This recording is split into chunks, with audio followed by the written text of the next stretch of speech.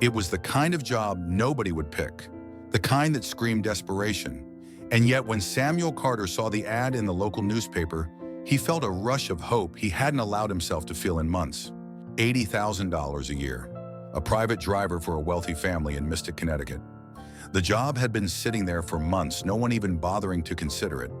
It seemed too good to be true, especially when the description mentioned discretion is essential and previous applicants unsuccessful. But Samuel didn't have the luxury of being picky. He was a single dad struggling to make ends meet, and he needed this. The ad felt like a lifeline in a sea of bills and overdue notices. His fingers had trembled slightly as he dialed the number from the crumpled paper he had pulled out of the local job board box. He had nothing left to lose. When he arrived at the mansion, a Gothic structure that loomed behind its iron gates, he was immediately struck by the silence. The grounds were meticulously maintained, yet there was something haunting about the way the house stood there, as though it hadn't been disturbed in years. The air seemed thick with secrets. As the butler Arthur led him inside, Samuel's heart beat a little faster. "She's been waiting," Arthur said cryptically, his eyes glancing over Samuel's attire. Old navy jacket, worn jeans and boots caked with dirt from a day of applying for jobs. Samuel nodded, unsure of what to expect. But Arthur's eyes held something, an unspoken warning. He couldn't tell whether it was pity or fear. Inside the house was just as cold and unwelcoming. Marble floors stretched out in front of him, gleaming under the dim chandelier light. The long hallway seemed to stretch endlessly, as if the walls themselves were closing in on him. Samuel wasn't used to this kind of wealth, the kind that came with age-old history and a sense of permanence he didn't understand. He clutched his crumpled resume in his hand. Everything about this place was foreign.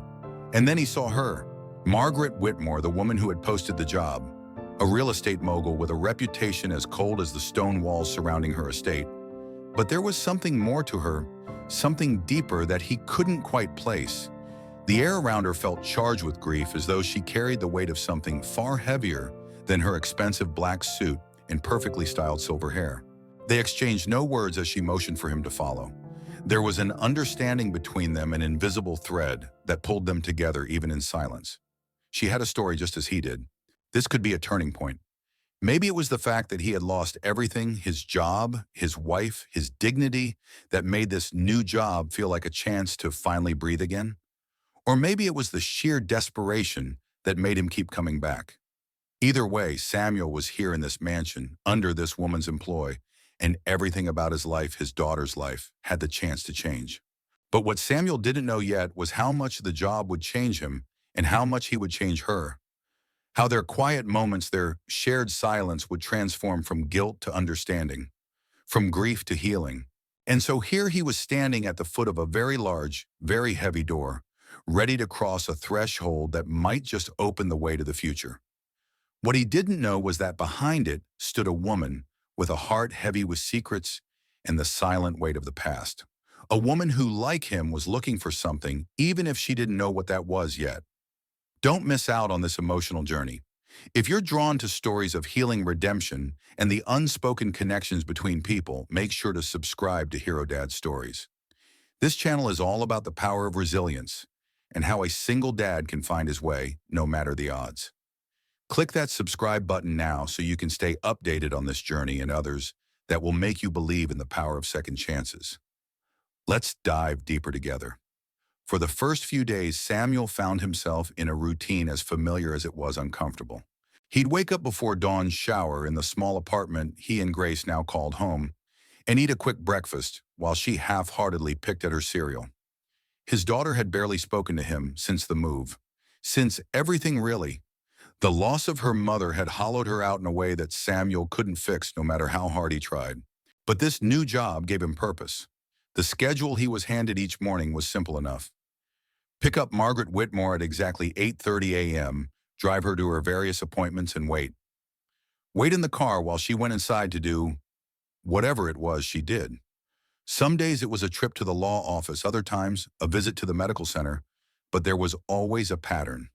Margaret never spent more than 30 minutes inside any of the buildings, and she never came back out with a smile. It was strange, really. He'd never driven anyone as important as her, but she was never a normal client. Even in the silence between them, Samuel sensed something deep and personal, a weight she was carrying that she didn't share. He noticed the way her hands trembled slightly when she thought no one was looking, the way she looked at the floor when she entered the car as if she were gathering up the courage to face another day. It was during these silent rides that Samuel began to notice the little things, the tiny details that spoke volumes. The notes she left him each morning telling him where to go felt almost scripted. She didn't speak to him directly. It was as if her silence was a shield keeping everyone at arm's length. And yet as the days passed, Samuel couldn't help but wonder what was behind her cold, polished exterior. One evening while driving back to the estate, Samuel's curiosity finally got the better of him. Do you ever just want to talk?" he asked, his voice awkward in the sudden break of the silence. Margaret didn't respond right away. Her hands gripped the leather-bound portfolio in her lap, her fingers tracing the edges nervously. Finally, her voice came through the intercom, soft but steady. "I'm not used to talking," she said. I never was." Samuel nodded, though she couldn't see it. "I get it," he replied, keeping his eyes on the road. "Sometimes I don't know what to say either. Things feel heavy, you know." Margaret sighed quietly, a sound that seemed to carry all the weight of the years she'd spent alone. "You don't know the half of it," she said, more to herself than to him. It wasn't long before Samuel found himself looking forward to those moments of conversation, even if they were brief. A part of him felt like he was breaking through to her, even if she didn't admit it. It wasn't like he had a lot to offer her, he was just a driver after all. But the longer he worked for Margaret, the more he began to understand that there was more to her than her cold facade. Beneath it all, she was just as human as he was. One afternoon, after picking up a stack of documents for her at the law office, Samuel made a decision. Grace had been asking about her mom again. Not in the way she used to, but in a quiet, aching way that made his heart ache for her. He had promised he'd find a way to make things right. He'd promised her mom he would. He couldn't fix everything, but maybe he could give her something back, something that felt like hope. As they neared the Whitmore estate, Samuel glanced in the rearview mirror. Margaret was staring out the window, her eyes lost in thought. "I need to make a quick stop," he said, surprising even himself. Margaret turned toward the intercom, her voice sharp. "What do you mean?" "There's a place here in town that might help my daughter." Samuel said, his words coming out a little more strained than he intended. "I just need a minute." Margaret didn't respond right away, but after a long silence, she simply said, "Make it quick." He parked in front of the small art store in downtown Mystic. Grace had always loved to paint before everything happened. Before Sarah's death, Grace had been full of life, constantly drawing, constantly coloring, constantly finding beauty in the world around her. But that was before. He opened the car door and walked over to the store. When he came back, a bag in his hand, he noticed that Margaret was staring at him from the car. Her expression was unreadable, but there was something different about it, something softer. "What's that?" she asked. Samuel opened the bag, revealing a set of expensive watercolor paints. "For Grace," he said quietly, handing her the bag. "She used to love painting. I want to help her find it again." Margaret looked at the bag for a long moment before taking it from his hands. "It's a start," she said, her voice uncharacteristically gentle. That evening, when Samuel got home, Grace was waiting for him at the door. Her eyes widened when she saw the paints in his hands. "For me," she whispered, her voice full of wonder. He smiled, his heart swelling with hope for the first time in months. "Yeah, kiddo, for you." Grace hesitated before taking the bag from his hands. She opened it slowly, as if the contents might disappear if she touched them too quickly. She pulled out the tubes of paint and traced her fingers over the soft, smooth surfaces. "Mom always said that sad colors make the happy ones look brighter," she murmured, her voice full of memories. Samuel's throat tightened. He didn't know how to respond. All he could do was nod, watching his daughter carefully set up her easel and prepare to paint for the first time in what felt like forever. As the days passed, Samuel's routine with Margaret became more familiar. There were still the long silences, the unspoken distance between them. But there was also something else. A quiet understanding that grew between them, one conversation at a time. He started to notice little things about her. How she never took her sunglasses off, even on overcast days. How her hands trembled when she thought no one was looking. How she paused before stepping out of the car, as if gathering the courage to face whatever she had to do next. It was subtle, but Samuel knew what it was. Fear, guilt, grief, just like him. One morning, after a particularly long day of driving her to meetings, Margaret surprised him again. "I've been thinking," she said, her voice calm but unsteady. "You mentioned your wife, Sarah. How did you survive it? How did you keep going?" Samuel's fingers tightened on the steering wheel. "I didn't," he said simply. I just, I just kept going because I had to. For Grace." Margaret was silent for a long time, and Samuel thought maybe the conversation had ended. But then quietly she spoke again. "Maybe that's all we can do. Just keep going." Samuel didn't know what to say to that, but he found himself agreeing. Maybe that was the only way to move forward. Just keep going.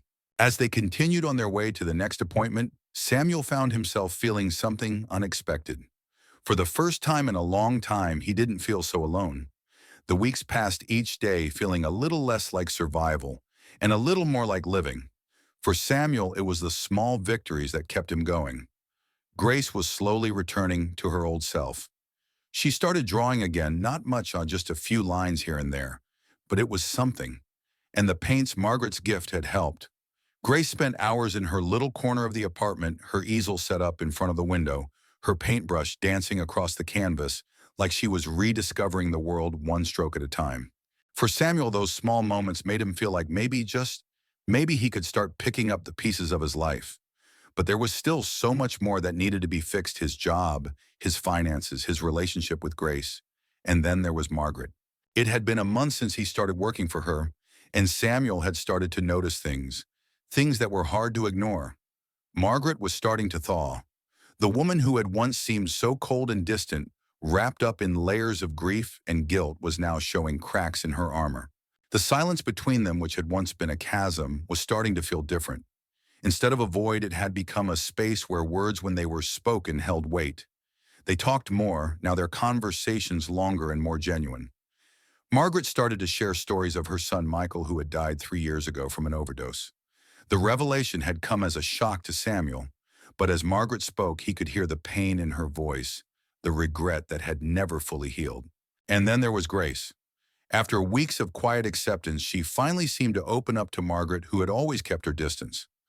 At first, Grace had been shy, but Margaret's quiet, steady presence seemed to have an effect on her.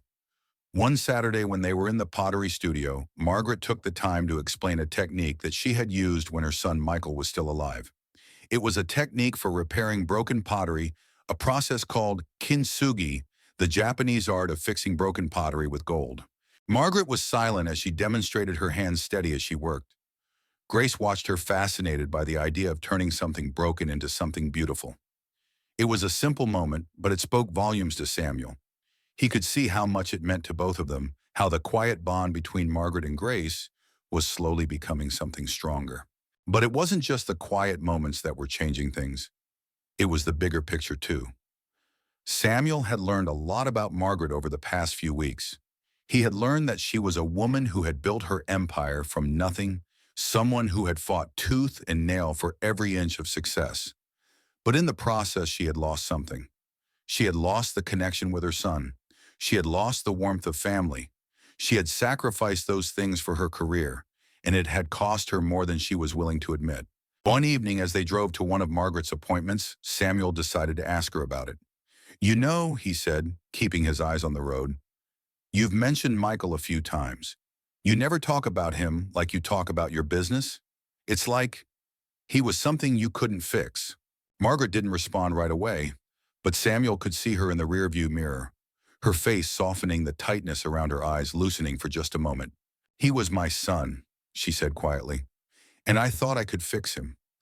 I thought I could make him see that my work was important, but he was different. He didn't want the life I wanted for him, and in the end, I failed him." There it was, the raw honesty that Samuel had been waiting for. It was the first time he'd heard her admit the truth about her son's death, the guilt that had weighed on her all this time. It was the first time she had spoken without the wall of business and authority she usually hid behind. The next week, Samuel got an unexpected call from Grace's school. She had been showing signs of withdrawal again. Her paintings were getting darker, more abstract. Her art teacher wanted to have a conference about her adjustment, and Samuel immediately made plans to attend. When he told Margaret about it the next morning, he expected her to be cold, to brush it off as just another inconvenience. But instead, Margaret's response was unexpected. "I'll wait for you," she said simply, her voice uncharacteristically warm. "I'll drive you there." Samuel hesitated. You don't have to do that. I'll be fine. I know, Margaret replied, her voice softening, but I think it's important for both of us.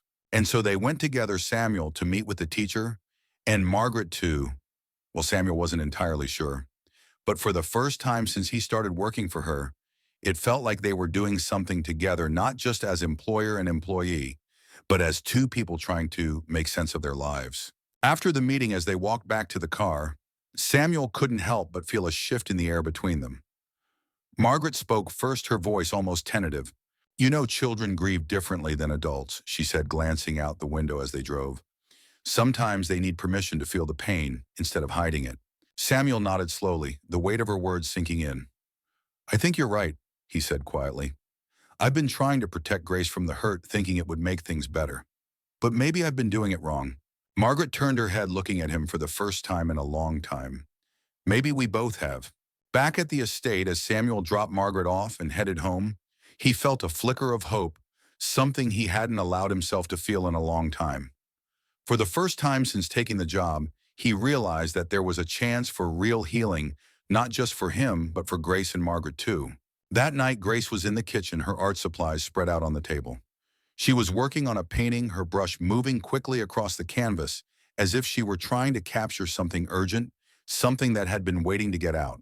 When Samuel walked in, she didn't look up at him immediately. Instead, she just kept painting. He watched her for a moment, unsure of what to say. Then, without thinking, he spoke. Margaret gave you something special today, didn't she? Grace paused, her brush hovering over the canvas. She looked up at him, her expression unreadable. Yeah, she said quietly. She did. Samuel sat down next to her, his heart swelling with pride. I think you're doing something beautiful, kiddo, he said softly. I think you're starting to heal, and I'm proud of you. Grace didn't say anything for a moment, but then without looking at him, she whispered, I'm trying, Dad. And in that moment, Samuel understood. They were both trying to move past the pain, trying to find a way forward. And for the first time in a long time, he felt like maybe they would make it. The moment Samuel received the call from Mrs. Rodriguez, everything seemed to slow down. His heart tightened in his chest as the elderly woman, who had been a constant in their neighborhood for years, spoke in trembling words that didn't quite make sense. I don't understand it, she said, her voice barely a whisper. I've always paid my rent on time. I've never been late. I don't know what's happening. He immediately felt a knot form in his stomach. Mrs. Rodriguez, he said, trying to keep his voice calm. What do you mean? What's going on? The letter, she continued, her voice breaking now. They're saying I have to leave. The rent's going up. I can't afford it. I don't know where I'm supposed to go. The words hit him like a punch to the gut. He had heard rumors before whispers in town about the new development project that was supposed to be built. He'd seen the signs posted around town, the promises of new jobs and economic growth, but he never imagined it would affect someone like Mrs. Rodriguez, someone who had lived in her house for almost 40 years. Mrs. Rodriguez, Samuel said, his voice tight. I'll be right over. Don't worry, we'll figure this out. He ended the call quickly and sat there for a moment, his mind racing. Grace had just finished dinner, sitting at the kitchen table, her art supplies scattered across it. She hadn't said much lately, but Samuel could see the worry in her eyes whenever she glanced at him. She knew something was wrong, even if he hadn't said anything. Grace, Samuel said, standing up, his voice thick with emotion. I need to go see someone. I'll be back soon. Grace looked up from her painting, her eyes searching his face for something he wasn't sure he could give her. Is it about the house? She asked, her voice small. He nodded. Yeah, it is. Grace didn't say anything, but she didn't need to. Samuel could see the hurt in her eyes. The constant uncertainty had taken its toll on both of them, but he couldn't protect her from this. He couldn't shield her from the truth forever. The ride to Mrs. Rodriguez's house felt longer than it was the road stretching out in front of him, like a never-ending line of obstacles. The familiar streets of Mystic looked different now, the town he once admired for its beauty, and history now tainted by the knowledge of what was happening behind closed doors. As he pulled into Mrs. Rodriguez's driveway, he saw her standing outside, the eviction notice still in her hand. Her face was pale, her hands shaking. Samuel got out of the car and walked toward her, his own anger and frustration bubbling up. He had to do something. He had to fix this. He couldn't stand to watch this kind, hard-working woman lose everything because of a system that didn't care. I'm sorry, Samuel, she said when he reached her. Her voice cracked with the weight of her years, her fear evident in her every word. "I never thought this would happen. I thought I was safe." "You are safe, Mrs. Rodriguez," Samuel said firmly. "We'll fix this. I won't let them push you out." The next morning, Samuel made his way to the Whitmore estate, his mind set on confronting Margaret. He had been avoiding this conversation for weeks, but the time had come. He needed answers. He needed to understand why Margaret, the woman who had shown him kindness, was behind the very thing that could destroy the people he cared about. He arrived early, the sun barely peeking over the horizon, casting long shadows across the manicured grounds. The house stood there imposing and silent like it always did. As he walked up to the front door, the familiar tension in his chest grew. Margaret had been nothing but professional since he started working for her. But today it was different. Today he was going to confront her about something that could change everything. The door swung open and Arthur the butler greeted him with his usual quiet demeanor. "Mr. Carter," he said, his voice polite but distant. "Mrs. Whitmore is expecting you." "Thank you, Arthur," Samuel replied, his voice tight. He followed Arthur through the grand hallway past the portraits of long-dead Whitmore ancestors, their eyes seeming to follow him with every step. As he reached the study, the door opened and there she was, Margaret. But today she didn't look like the powerful businesswoman he had come to know. Today she looked like a woman at the end of her rope, her face drawn with exhaustion and guilt. "Samuel," she said, her voice softer than usual. "Come in." Samuel stepped inside, his gaze immediately landing on the stack of papers on her desk. Papers that had caused so much harm, papers that had shattered lives. But he wasn't here for the documents. He was here for the truth. "I know what you're doing," Margaret, Samuel said, his voice low but steady. "I know about the development project, and I know you're the one behind it." Margaret's eyes flashed, but she didn't respond immediately. She seemed to be weighing her words carefully, as if deciding how much she should reveal. Finally, she spoke. "Samuel, I didn't plan for any of this to happen," she said, her voice tinged with regret. "When I bought those properties, I saw potential. I saw opportunity. But I didn't know. I didn't understand how much damage it would cause." "Damage," Samuel repeated, his voice rising slightly. "You're evicting people from their homes. You're taking away everything they've worked for, everything they've built.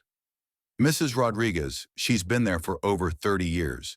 And you're throwing her out for what? So you can build another strip mall." Margaret's face turned pale, and for the first time since Samuel had known her, he saw something close to fear in her eyes. "I didn't want this," she whispered. "I didn't want to hurt anyone. But I've been running this business for so long, I stopped seeing the people behind the properties. I saw numbers, Samuel. Just numbers." Samuel's anger simmered, but it was quickly replaced with something else, something softer, more understanding. "You've been so focused on what you can control, on building an empire, that you forgot about the people you were supposed to be helping." Margaret's shoulders slumped as if the weight of his words had finally crushed her carefully maintained composure. She looked at him, her eyes filled with a mixture of sorrow and guilt. "I thought I could fix everything," she said quietly. "I thought I could make up for the mistakes I made with Michael by building something that would last. But all I've done is make everything worse." Samuel didn't know what to say. He had never seen Margaret like this. He had never seen her vulnerable, exposed. But as much as he wanted to be angry to condemn her for what she had done, he couldn't. He understood now. He understood her pain, her guilt, and her fear. "You can make this right," Samuel said softly. "It's not too late. You can stop the project. You can help the people you've hurt." Margaret looked at him, her eyes full of a desperation Samuel had never seen before. How? How do I undo all of this? How do I fix the things I've broken?" For a moment, Samuel was silent. Then he spoke the truth he had known deep down all along. "Start by listening," he said. "Start by fixing what you've ignored for so long." As Samuel left the Whitmore estate that day, he felt a weight lift off his shoulders. Margaret had agreed to halt the project to find a way to make amends with the people she had wronged. It wasn't much, not yet, but it was a start.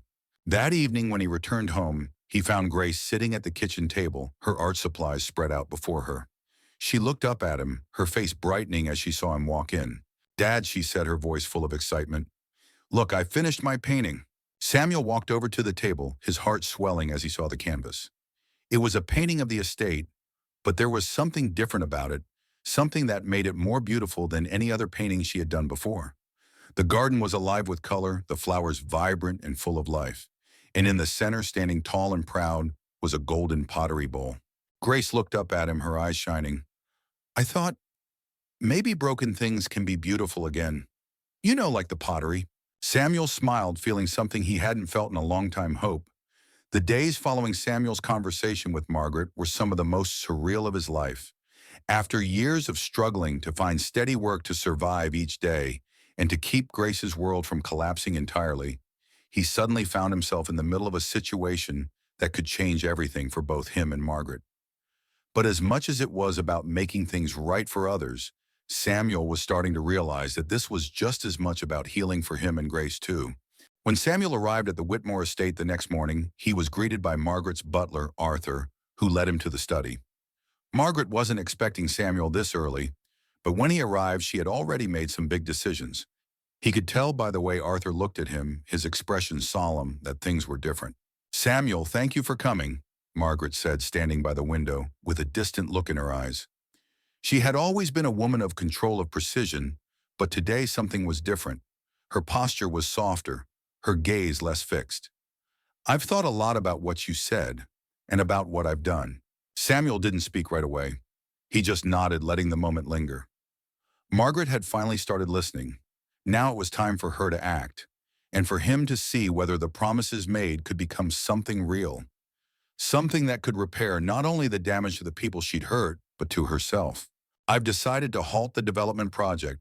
Margaret continued, her voice steady but filled with weight. I've contacted the families, including Mrs. Rodriguez, and I'm working with them to ensure they aren't displaced. I'm also going to cancel the demolition of Maple Street.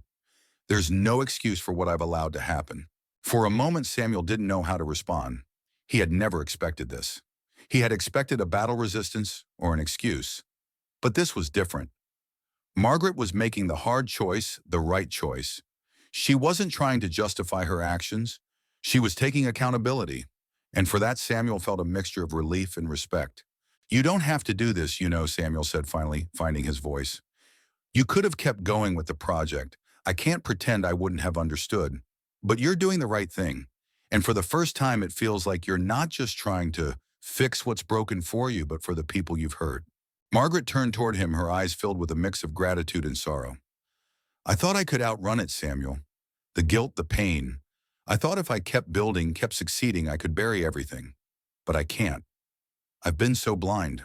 He took a step closer. You're not blind anymore, he said simply. Margaret smiled faintly, but it was a smile that didn't feel forced. It was a smile that came with a sense of clarity. You've changed how I see things, and for that I'm grateful. That afternoon, Samuel made his way home, his mind swirling with everything that had happened. As much as he wanted to feel satisfied with Margaret's decision, he knew there was still a lot of work to be done. He had his own life to put back together too. And Grace? Grace was still struggling in ways he hadn't been able to fully comprehend. When he got home, he found Grace in the living room, sitting on the floor, surrounded by her art supplies, her face focused on the canvas in front of her. She had been painting more often lately, but there was a certain heaviness in her movements, a quiet sadness that lingered no matter how hard she tried to cover it up with color. Hey, kiddo, Samuel said softly, kneeling beside her. Grace glanced up at him, her eyes still heavy with unspoken thoughts. Hey, Dad, she whispered, her voice a little thinner than usual. I finished a new painting. Samuel looked at the canvas in front of her. It was a landscape, something she had painted several times before, but this time there was a difference. The colors were brighter, the strokes lighter. It was a hopeful painting filled with light instead of the shadows that had often dominated her previous works. It's beautiful, he said, his voice full of awe. He wasn't just amazed by the way she had painted. He was amazed by the way it made him feel like maybe they were both starting to heal. Grace looked at him and smiled. I thought, maybe it's okay to have some light now, she said, her voice stronger than it had been in months. Samuel swallowed hard, his chest tight. For the first time in a long time, he felt a sense of peace, like maybe they were going to be okay. A few days later, Margaret called Samuel. She had something important to discuss. They met at the Whitmore estate again, but this time Margaret seemed even more determined, more focused. She had a plan not just for her real estate business, but for her future and for the future of Mystic. I'm starting a community fund, she said as Samuel walked into her office. It's for the people here in Mystic, families who have been displaced by my business. It will help with housing, job training, and emergency relief. I've already spoken to the local officials and they're on board. I'm going to make this right." Samuel was stunned. This was bigger than he had imagined. This wasn't just about halting the development project. Margaret was taking a real step toward making a difference. "That's incredible," Samuel said, shaking his head. "You're really doing it. You're making things right." Margaret nodded. "It's the least I can do. But it's just the beginning. I want to make sure that no one has to go through what Mrs. Rodriguez did. And I want to give people in this town a chance, real opportunities. I've spent too many years building things that didn't matter. Now I want to build something that does." The next few weeks were a whirlwind. Samuel continued to work for Margaret, but now his work felt different. It wasn't just about driving her from one appointment to the next. It was about being part of something bigger, a community coming together, a town finding its way through the darkness. Margaret's fun began to take shape, and with it a sense of hope that had been missing for so long. And then one Saturday morning, as Samuel was walking into the estate to start his day, he saw Margaret standing by the garden with a small group of people, some of the families from the neighborhood, people who had been directly impacted by her decisions. They were all gathered together, talking, laughing, working on something. Margaret looked up as Samuel approached, a smile on her face that was warm and genuine. "We're starting the community garden," she said, her voice filled with excitement. "It's the first step in rebuilding what we've all lost. And you're a part of it, Samuel." Samuel stood there for a moment watching as the people worked together, as the garden began to take shape in the middle of the estate. It was symbolic. It was a new beginning for them all. And for the first time in a long time, Samuel could see a future, one where things weren't defined by the mistakes of the past, but by the steps they were taking to fix them. That evening, after a long day of helping with the garden project, Samuel and Grace sat together in the living room, their usual quiet dinner replaced by a sense of calm that hadn't been there before. Grace had finished another painting, this one filled with sunlight and hope. "Dad," she said, her voice a little shaky but full of emotion, "I know things haven't been easy, but I think I'm starting to feel like we're going to be okay." Samuel looked at her, his heart full. "I think we are too," he said softly. "We're going to be just fine." And as they sat together in the warmth of their small apartment, Samuel finally believed it. He believed in the future. He believed in second chances. And he believed that no matter how hard things had been, they could always find their way back to the light. The warm rays of the spring sun filtered through the trees as Samuel stood by the garden, watching Grace carefully plant the first row of vegetables. It had been several months since the conversation with Margaret that had changed everything. The community fund was now a success. Families were starting to rebuild their lives. And for the first time in years, Samuel felt like he was finally getting a glimpse of something better. The Whitmore estate had transformed from a cold, imposing mansion to a vibrant, welcoming space. The garden, now teeming with fresh vegetables and blooming flowers, was a symbol of the growth that had occurred within its walls. People came together on the weekends to tend to the garden, sharing stories and laughter as they worked side by side. The tension that once defined this place had been replaced by a sense of unity and purpose. As Samuel watched Grace carefully plant the young tomato seedlings, he couldn't help but think about how far they had come. The quiet little girl who once barely spoke, who had hidden behind her drawings and avoided the world, was now growing into someone full of life. She had found herself again through her art, through the people she had met, and through the love and support she had received. "Dad," Grace said, breaking his thoughts, "do you think the tomatoes will grow big?" Samuel smiled at her and knelt beside her, inspecting the tiny plants. "They will," he said, nodding. "If we take care of them, they'll grow strong and healthy." Grace's eyes sparkled with determination. "I'm going to make sure they do." He looked at her, feeling a surge of pride and love. "I know you will." That evening, as they sat down for dinner, Grace's first meal made with vegetables from the garden, Samuel couldn't help but feel a deep sense of gratitude. They were finally at peace. The weight of the past had lifted, replaced by something that felt solid, something they could build upon. But even as he looked around at their small apartment, at the warm light in Grace's eyes, and the new hope that filled their lives, Samuel couldn't ignore the truth that was still lingering in his mind. He had come so far, but what now? Where did they go from here? It wasn't just about the garden or the new friends they had made. It wasn't just about the community fund or the estate that had once seemed so cold and empty. It was about what Samuel had learned over the past few months, that healing wasn't just something that happened on its own. It was something they had to work for, something they had to fight for. But the question remained, could he continue to let go of the past? Could they both leave behind the pain and anger? Or would it always be there lurking in the background, waiting to drag them back into the darkness? Dad, Grace said, interrupting his thoughts again. Do you think we're going to be okay forever? The question caught him off guard. He had been so focused on the day-to-day that he hadn't considered what lay ahead. They had come a long way, but would it last? Was this just a brief moment of happiness, or was it the beginning of something permanent? He took a deep breath, looking at Grace with all the certainty he could muster. I think we're going to be more than okay, he said, his voice steady. I think we're going to be exactly where we're supposed to be. Grace smiled clearly, comforted by his words, and for a moment Samuel let himself believe it. Maybe it was possible. Maybe after all the pain, all the struggle, they had found their way back to the light. A few days later, Margaret invited Samuel and Grace to the estate for a special gathering. The community fund was hosting an event to celebrate the progress they had made together, and Margaret wanted Samuel to attend to be a part of the success they had all created. Samuel and Grace arrived at the estate, which now seemed so different from the cold, imposing place it had once been. The garden was in full bloom, the yard filled with people laughing and talking. Samuel couldn't believe how much had changed in such a short amount of time. What had once been a place of isolation had become a center of life, a place where people came together, supported one another, and shared in something beautiful. As they walked into the garden, Samuel was greeted by several of the families that had benefited from the fun. Mrs. Rodriguez, who had once feared losing her home, was there smiling and chatting with her neighbors.